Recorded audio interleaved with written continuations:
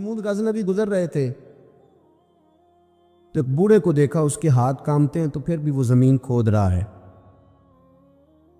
اور ایک درخت لگا رہا ہے۔ تو محمود غزنوی اس بوڑھے کو دیکھ کے تو بڑے حیران ہوئے، اس کے قریب گئے۔ تو دو قسم کی سوچیں ہوتی ہیں نا، ایک یہ سوچ ہوتی ہے کہ بڑا لالچی ہے، اس عمر میں بھی یہ کیا کر رہا ہے، یہ بھی سوچ ہوتی ہے، اور ایک سوچ یہ ہوتی ہے کہ یار کتنا بھلا آدمی ہے، دیکھو اب بھی محنت کر کے گزر رہا ہے۔ سوچ ہی ہے نا، منفی کر لیں یا مثبت کر لیں۔ تو محمود غزنوی آگے بڑھے اور آگے بڑھ کے تو آپ اس بوڑھے سے کہنے لگے کہ بابا یہ کیا کر رہے ہو؟ تو کہنے لگے میں درخت لگا رہا ہوں۔ تو کہنے لگے بزرگوں اب آپ کی جو عمر ہے نا، یہ عمر نہ تو آپ اس کے پھل کھا سکیں گے، نہ چھاؤں میں بیٹھ سکیں گے، اور آپ کو تکلیف بھی بڑی ہے۔ تو بابا جی محمود کو جانتے ہی نہیں تھے، پلٹ کے کہنے لگے بیٹا چلو میں نہیں پھل کھاؤں گا تو میرے پوتے تو کھائیں گے نا، میرے نواسے تو کھائیں گے نا، تو آپ چھوڑے مجھے، میں تو اگلی نسلوں کا بھلا کر رہا ہوں۔ اب یہ سوچ ہماری بڑی کم ہوتی، یہ بڑی کم سوچ ہوتی، پوتے کھائیں گے نواسے کھائیں گے۔ تو محمود غزنوی بادشاہ تھے، بڑے راضی ہوئے، کہنے لگے یار بابا تیری تو سوچ بڑی شاندار ہے، قوم کا نفع کرنے والی سوچ ہے۔ اس نے کہا ایک تھیلی اشرفیوں کی بابا جی کو دے دو۔ بابا جی نے وہ تھیلی اشرفیوں کی جب قبول کی، پکڑی، تو بابا جی بڑے مسکرائے۔ محمود کہنے لگا کیا ہوا؟ تو فرمانے لگے بیٹے تم نے تو کہا تھا کہ میں اس کا پھل نہیں کھاؤں گا، میں نے تو ابھی لگایا نہیں ہے، اللہ نے پھل مجھے پہلے ہی عطا فرما دیا ہے۔ تم تو کہہ رہے تھے کہ پھل نہیں کھاؤں گا، ابھی تو لگایا نہیں تو اللہ نے پھل دے دیے۔ محمود بڑا راضی ہوا، اس نے کہا یار بابا تو بڑی اونچی سوچ کا مالک ہے، ایک تھیلی اور دو بابا جی کو، اور دے دو ایک تھیلی۔ ایک اور تھیلی دی بابا جی کو، تو بابا جی پھر ہنسے، کہنے لگے محمود میرا خلوص دیکھ، میں اللہ کے بندوں کا نفع کرنا چاہتا تھا نا، تو میں نے ابھی لگایا نہیں۔ لوگوں کے باغ میں سال میں ایک دفعہ پھل لگتا ہے، اللہ نے مجھے 2 دفعہ پھل عطا کر دیا۔ محمود نے کہا تیسری بھی دو بھی بابا جی کو تھیلی۔ آپ سوچ تو بنائیں نا صاحب، ہم یہ سمجھتے ہیں کہ شاید یہ محدود ہو جائے گا، میں کسی کے بچے کو پڑھا دوں گا تو شاید وہ میرے بچے کا نصیب لے اڑے گا، میں کسی کو کچھ دے دوں گا تو شاید وہ ادھر سے آ کے تو ہمارا کام خراب کر جائے۔ او بھائی ایسا نہیں ہوتا، اس کو سمجھ، میرا رب تو بڑا کریم ہے، تو بانٹتا جاتا ہے تو اللہ تجھے نوازتا جاتا ہے، تو دیتا جاتا ہے تو اللہ تجھے عطا کرتا جاتا ہے۔ آپ یہ ذہن بنائیں، کسی کا فائدہ کرنے کا، کسی کا نفع کرنے کا، کسی کو کچھ دے ڈالنے، کسی کے اوپر رحمت کی برکھا برسانے کا آپ ارادہ کریں، اللہ تبارک و تعالیٰ آپ کو نواز دے گا۔ ہم جہاں بیٹھے ہوتے ہیں لوگوں کو ہماری ضرورت ہوتی ہے۔ حضرت عبداللہ ابن عمر رضی اللہ تعالیٰ عنہ نے 100 دینار الگ کر کے رکھا ہوا تھا، پورا 100 دینار، بہت بڑے پیسے ہوتے تھے اس زمانے میں۔ تو آپ کے بچے کہتے کہ ابا جی یہ پیسے سائڈ پہ کیوں رکھے ہوئے ہیں؟ تو فرماتے پتر یہ میں نے لوگوں کو ادھار دینے کے لیے رکھے ہوئے، خاصی مشکل بات نہیں کر دی میں نے، ہماری تو دکانوں پہ لکھا ہوا ہے ادھار بند ہے، موٹا کر کے لکھا ہوا ہے ادھار بند ہے، یعنی نقد والے آ جاؤ، ادھار والے بالکل نہ آنا۔ تو ادھار کون لیتا ہے؟ امیر آدمی۔ اور بھائی سنیں، ادھار کون لیتا ہے؟ غریب آدمی۔ اور ہمارا کیا حال ہے کہ ہم کہتے ہیں بھئی وہ یہ نہیں کہہ رہا کہ مجھے بھیک دے دو، وہ کہہ رہا یار ذرا مہربانی کرو، میں یہ مجھے ایک دوست کہنے لگے کہ وہ کیا بنا ہے، سنا تھا ایک شخص کو پھانسی ہونے لگی، عدالت کا فیصلہ ہے۔ میں نے کہا یہ وہ لوگ تبصرہ کرتے جو پیٹ بھر کے روٹی کھاتے، یہ ان لوگوں کا تبصرہ ہے، وہ پیٹ بھر کے روٹی کھاتے، رات تبصرہ کریں گے، فیس بک پہ اپنی رائے دیں گے۔ لیکن جو آدمی آدھا کلو گھی صبح فیکٹری جانے سے پہلے گھر دے گیا تھا نا، وہ جب رات کو آتا ہے تو اس کی بیوی ڈرتے ہوئے اسے یہ نہیں کہتی کہ وہ عدالت کے فیصلے کا کیا بنا ہے، اس کی بیوی تو اس کو کہتی ہے کہ وہ جو آپ گھی لائے تھے وہ ختم ہو گیا، اور سویرے بچوں نے جب سکول جانا ہے تو پراٹھے بنانے کے لیے میرے پاس گھی کوئی نہیں، یقیناً آپ کو تکلیف ہوگی، تو اب کرنا کیا ہے؟ تو میرے بھائی ان کو کہاں تبصرہ یاد رہتا ہے کہ آج نئی بات کیا ہوئی ہے تو کوئی نئی خبر سناؤ تو اور پھر سناؤ تو کوئی نمی تازی، یہ باتیں تو ان کو یاد رہتی ہیں جو پیٹ بھر کے کھاتے، جن کو پھر کوئی فکر نہیں۔ ان لوگوں کے یہ کام ہے، وہ کریں گے سیاسی تبصرے۔ وہ کسی شخص نے کیا خوب کہا تھا کہ غربت نے میرے بچوں کو تہذیب سکھا دی، اب سہمے ہوئے رہتے ہیں شرارت نہیں کرتے۔ غربت نے میرے بچوں کو تہذیب سکھا دی، وہ اب سہمے ہوئے رہتے ہیں، وہ شرارت نہیں کرتے۔ وہ نہیں شرارت کرتے اس لیے کہ وہ تو کونے میں لگے بیٹھے ہیں کہ کسی غریب کا کھلونا نہ ہمارے ہاتھ سے ٹوٹ گیا، وہ سہمے ہوئے رہتے ہیں، وہ شرارت نہیں کرتے۔ تو میرے عزیز، حضرت عبداللہ ابن عمر 100 دینار ہے، ابا جی یہ کس لیے ہے؟ تو فرماتے یہ میں نے ادھار دینے کے لیے رکھا ہوا ہے۔ حضور کیا مطلب؟ فرمایا میرے نبی پاک علیہ السلام نے فرمایا ہے کہ کسی بندے کو تم نے اگر قرض لینا ہو نا، تو وہ غریب ہو تو اس پر تم آسانی کرنا، اور جتنے پیسے تم نے لینے ہوئے اگر وہ تنگ دست ہو تو آسانی کرنا۔ فرمایا جتنے پیسے تم نے لینے ہوئے، جتنے دن گزر گئے، اللہ روزانہ اتنے پیسے صدقہ کرنے کا تمہیں ثواب عطا فرمائے گا۔ تو میں نے یہ غریبوں کی مدد کے لیے رکھے ہوئے ہیں۔ کوئی غریب لے جاتا ہے اپنا کام چلا لیتا ہے، پھر وہ واپس کر دیتا ہے تو میں کسی نئے کو دے دیتا ہوں، تو اپنا کام چلا لیتا ہے۔ یارو ہاں کچھ لوگ ایسے ہوتے ہیں جن کے جنازوں پہ لوگ آ کے بتاتے ہیں، جنازوں پہ آ کے بتاتے ہیں کہ جب میری بیٹی کی شادی تھی تو یہ بابا رات کی تنہائی میں آیا تھا۔ جنازوں میں آ کے لوگ بتاتے ہیں کہ ہاں فلانی سردیوں میں جب میرے کپڑے میرے پاس موجود نہیں تھے تو یہ آیا تھا مجھے جوڑا دینے۔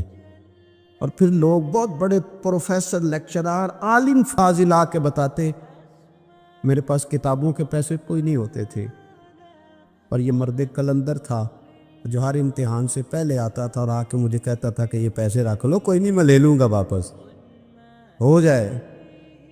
یار کسی کو آسانی دینے کا ارادہ تو کریں۔ مسلم شریف کی حدیث ہے، میرے رسول کریم سید عالم صلی اللہ تعالیٰ علیہ وسلم نے ارشاد فرمایا کہ تاجر قیامت میں اللہ کی بارگاہ میں کھڑا کیا جائے گا تو اللہ فرمائے گا جاؤ میں نے تمہیں جنت دے دی، جاؤ جنت میں۔ تو پتہ تو سارا ہے نا سردار نے کیتیاں، تو وہ اللہ کے حضور حاضر ہو کے عرض کرے گا مالک میں تو اپنی خطائیں جانتا ہوں کتنی زیادہ، اللہ میں تو مستحق نہیں تھا، تو میرے مالک یہ جو کرم ہوا ہے اس کا سبب پوچھ سکتا ہوں؟ سبب کیا ہے اس کرم کا، اس رحمت کا؟ تو رب کریم ارشاد فرمائیں گے کہ جب تم نے دکان پہ جو سیل مین رکھے ہوئے تھے، جب تم ان کو بھیجتے تھے لوگوں سے پیسے لانے کے لیے، کیا ریکوری کرنا کہتے کہ گرائی بھی عقید ہے، تو وہ جب تم بھیجتے تھے لوگوں کو تو کیا کہہ کے بھیجتے تھے؟ ذرا بتاؤ تو صحیح، تاجر ہے، سادہ آدمی ہے، تو وہ کہتا ہے اللہ میرے دل میں تیرے بندوں کا بڑا خیال تھا تو میں یہ کہہ کے بھیجا کرتا تھا کہ جس کے پاس ہوئے اسے لے لینا، اور جو تنگ دست ہوا نا اسے تنگ نہ کرنا، اگلی دفعہ لے لیں گے۔ تو رب کریم فرمائے گا تو میرے بندوں پہ آسانیاں کرتا تھا تو میں تیرے اوپر آسانی نہ کروں؟ یہ مسلم شریف کی حدیث ہے، میں آسانی نہ کروں؟ وہ تیرا یہ لفظ کہ جو تنگ دست ہے اسے وسعت دے دو، کوئی نہیں کل پرسوں ترسوں آ جائے گے، فرمایا بس اسی کی برکت سے آج میں نے تجھے جنت دینے کا ارادہ کر لیا۔ میں کبھی کبھی محسوس کرتا ہوں ہمارے احساسات میں تیزی کے ساتھ تنگی آئی ہے، سوچ کا دائرہ کار محدود ہوا ہے، محدود۔ کہ ہم تھوڑے سے مذہبی لوگ ہیں نا، ہر آدمی کا اپنا شعبہ ہوتا ہے، آپ کا بھی شعبہ ہوگا۔ لوگ کہتے ہیں حضرت جی ٹائم دے دے، سیالکوٹ میں فلانی جگہ پہ محفل کرنی ہے، تو میں کہتا ہوں کہ یار وہاں محفل ہوتی ہے وہیں آ جانا، کہتے نہیں ہم نے اپنی کرنی ہے، تو میں کہتا ہوں وہ کس کی ہے؟ یعنی وہ جو آپ نے اپنی کرنی ہے، یعنی اس مسجد میں آپ آئے تھے تو اب آپ اس مسجد میں بھی آئیں، تو صاحب میں آپ کے محلے میں آتا جی وہ مسجد جو تھی نا وہ جنوب والی تھی، اب شمال والی میں ٹائم دے، وہ ان کی مسجد میں آپ آئے تھے، فلانے علامہ صاحب کی ہماری تو نہیں آئے۔ اور میں نے کہا یار بس کرو، مسجدیں بھی جب تقسیم ہونے لگ گئی ہیں، یہ بھی تقسیم ہوگی کہ وہ اس کی اور یہ اس کی ہے۔ یعنی آپ اندازہ کریں کہ ہماری یہ سوچ ہے کہ اس میں بھی کہیں کوئی ایسا عنصر نہ ہو کہ کوئی اجتماعیت کہیں نظر آ جائے، اور یار ایسے تو نہ کرو، یہ ایک مذہبی اجتماع ہوتا ہے، اس کے اندر بھی لوگ کہتے ہیں کہ انتظامیہ دعوت دے گی۔ یہ کس کے دین کا کام ہو رہا ہے؟ اللہ اور اس کے رسول کے؟ تو اس کی انتظامیہ کچھ 6 بندوں پہ مشتمل ہونی چاہیے کہ ساری امت انتظامیہ ہونی چاہیے؟ لیکن ہم نے نا یہاں بھی تقسیم کر دی، یہاں بھی گروہ بندی کرنی، یہاں بھی ہمارا مزاج اور طرح کا بن گیا۔ اگر آپ کا دل بڑا ہو جائے، تھوڑا اللہ کے بندوں کو آسانی دے۔ میں کہا کرتا ہوں جنت بہت بڑی ہے میرے بھائی، مہربانی کر ذرا دوسرے کو بھی جگہ دے، وہ بھی جنت میں داخل ہو جائے۔ وہ بڑی وسیع ہے، تو تھوڑی مہربانی کر، اتنا محدود نہ کر اس کو، تھوڑی سی نا آسانی کر۔ اللہ بڑا کریم ہے، جگہ دے انشاءاللہ تعالیٰ۔ جو کسی اور کا مرید ہے وہ بھی جنت میں جائے گا اللہ کے فضل سے، وہ بھی جائے گا، پر تھوڑی گنجائش دے، محل لے کے وہ بھی جائے گا۔ نے تو بڑا محدود کر کے رکھا ہوا، میرا خیال ہے مشکل سے 25-30 لوگ ہیں اگر ہم جانے تو اپنے محلے میں سے، باقی تو سب کے لیے ہم نے بین کر دیا۔ خدا را یوں نہ کرے، اس سے دقت ہوگی۔ داتا گانجی بخش علی حجویری رحمت اللہ تعالیٰ علیہ کشف المعجوب میں فرماتے ہیں کہ ایک شخص نہ پہاڑ کی چوٹی پہ عبادت کرتا تھا، تو لوگ اس سے ملنے کے لیے جایا کرتے تھے۔ تو رستے میں نا ڈھلان بڑی سخت تھی، لوگ اس کے اوپر سے جب چڑھ کے جاتے نا تو اکثر لوگ گر جاتے۔ اس کے دل میں ایک دن خیال آیا کہ یہ ڈھلان نہ ہوتی تو کیا ہوتا؟ تو رب کریم نے اس وقت کے پیغمبر علیہ السلام کو وہی فرمائی کہ اسے کہو تو میری تخلیق پہ اعتراض کرتا ہے،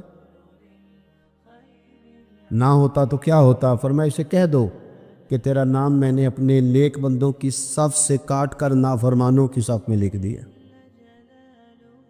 وہ کہہ دو۔ اللہ کے نبی نے پیغام دیا تو وہ سجدے میں گر گیا۔ وہ تجھے کیا ہوا؟ کہنے لگا حضور آپ نے کہا ہے نا کہ اللہ نے میرا نام لیا ہے۔ میں کہاں، اور میرے رب نے میرا نام لے لیا ہے؟ حضور چلے، میں تو سمجھتا تھا میں کسی کھاتے میں نہیں، اللہ نے میرا نام لے لیا، یعنی میرا نام۔ اسے تو وجد ہو گیا۔ وہ پیغمبر کی بارگاہ میں عرض کرنے لگا حضور آپ میرا پیغام اللہ کی حضور عرض کر دیں گے؟ کہا ہاں میں کہہ دوں گا۔ تو وہ عرض کرتا ہے حضور اللہ کی بارگاہ میں یہ عرض کیجئے کہ یا اللہ میرے لیے جہنم کا فیصلہ تو ہو ہی گیا ہے، لیکن مالک میرا دل کرتا ہے کہ میرا وجود اتنا بڑا کر دے، اتنا بڑا کر دے، تو قادر ہے اتنا بڑا کر دے کہ ساری دوزخ میں ہی پورا آ جاؤں۔ اللہ میرا دل نہیں کرتا تیرا کوئی اور بندہ جہنم میں جائے، میری طبیعت نہیں مانتی کہ تیرے محبوبوں کا کلمہ پڑھنے والے، تیرے نبیوں کا کلمہ پڑھنے والے دوزخ میں چلے جائے۔ اللہ تو ساری دوزخ میرا وجود بڑا کر کے نہ تو بھر دے۔ آواز قدرت آئی، نبی سے فرما دیجئے کہ یہ اگر میرے بندوں سے اتنا پیار کرتا ہے تو میں اس سے پیار نہ کروں؟ اسے کہہ دیجئے اس کے گناہ بھی بخش دیے، اسے ولیوں میں بھی شامل کر لیا، اور قیامت میں یہ جس کی سفارش کرے گا اللہ سب کو جنت عطا کر دے گا۔ پر یہ ہے کہ پروگرام ہی نہیں ہے۔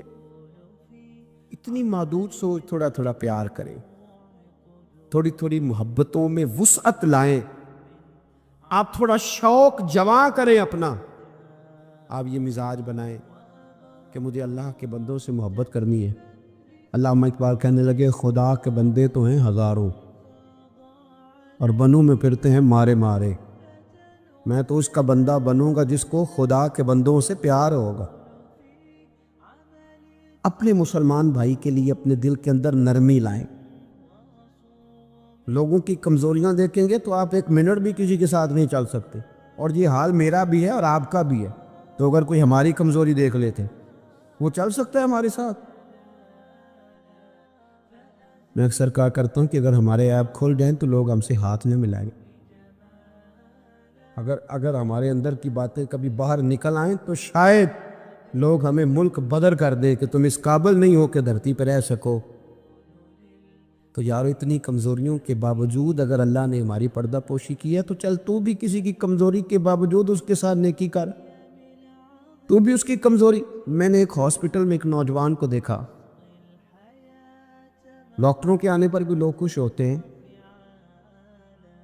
ایک دفعہ میں ایک ہاسپٹل میں بیٹھا تھا تو ایک نوجوان آیا، تو میں نے دیکھا اسے دیکھتے ہی لوگ خوش ہونے لگے، اور کوئی علامہ صاحب نہیں، صوفی صاحب نہیں، پیر صاحب نہیں، کلین شیف آدمی ہے۔